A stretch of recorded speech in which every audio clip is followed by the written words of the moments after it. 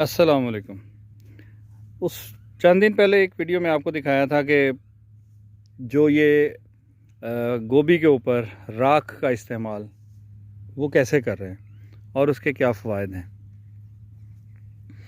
अब ये बाहर जो हमने काश्त किया था, यहाँ पर लहसुन है, आलू हैं, गोभी, पालक है, कुछ और भी चीज़ें हैं जो अभी मुझे याद नहीं है कि इसमें क्या कुछ हमने लगाया है। कुछ सीड्स ऐसे थे, मिक्स लगाए थे।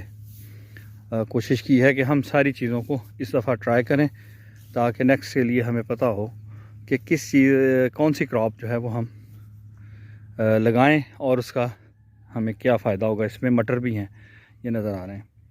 तो आज जो वीडियो दिखाना चाह रहे हैं उसमें ये देखें, ये जो ऑर्गेनिक कंपोस्ट बनाई थी बर्कली स्टाइल से, तो बर्कली कंपोस्ट जो है उसको इसमें हमने ऐड करना शुरू कर दिया है।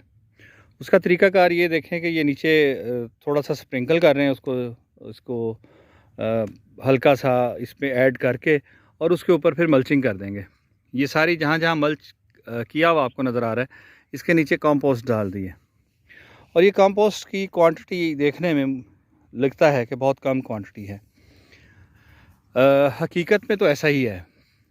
यहाँ पर आलू हैं, ये चूँकि बहुत ज़्यादा इनको एनर्जी की ज़रूरत होती है, यहाँ पर हर पौधे के साथ एक्स्ट्रा ऐड कर रहे हैं, लेकिन बाकी सब में ये हल्की हल्की स्प्रिंकल करके इसको ऐड कर दिया है और ऊपर से कंपोस्ट ये मल्चिंग कर दी है और मल्चिंग के बाद फिर हल्का फुल्का ऊपर इसको स्प्रिंकल कर दिया है।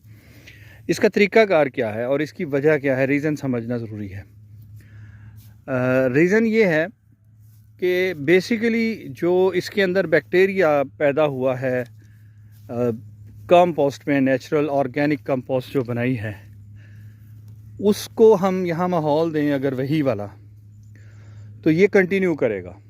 बर्कली कंपोस्ट है, ये हम इसके ऊपर डाल रहे हैं। ऑर्गेनिक कंपोस्ट जितनी भी हम मैन्योर से बनाते हैं, इसका मकसद क्या है, यूँ समझें कि जैसे दूध को जमाने के लिए जाग लगाई जाती है। ये एक वर्ड हमारे लोकली यूज़ होता है, बाकी पता नहीं इसके लिए क्या इस्तेमाल करते हैं। कि जैसे दूध को जाग लगाई जाती है और फिर वो बैक्टीरिया रीग्रो करता है, मल्टीप्लाई करता है, तो उससे फिर आगे वो दही बन जाता है, थोड़े से दही से।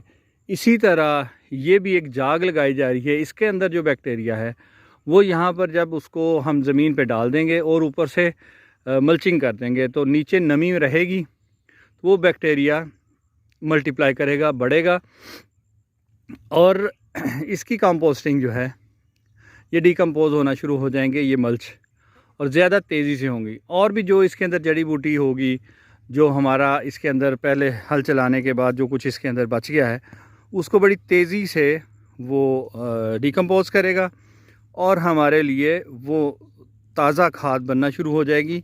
और मुसलसल ये अमल जारी रहने से पौधे को प्रॉपर न्यूट्रिशन मिलेगी, अच्छा उसको जब माहौल मिलेगा और खाद उसके पास हर वक्त मौजूद रहेगी। ये यूरिया खाद तो नहीं है ना कि जिसको हमने डाल दिया और पौधा एकदम से बढ़ना शुरू होता है और कुछ देर के बाद क्या होता है कि वो पानी से खाद का असर नीचे चला गया और पौधे जो हैं वो हमारे फिर उसी हालत में आ जाते हैं। फिर चंद दिन के बाद पानी के साथ फिर यूरिया डालें, फिर यूरिया डालें।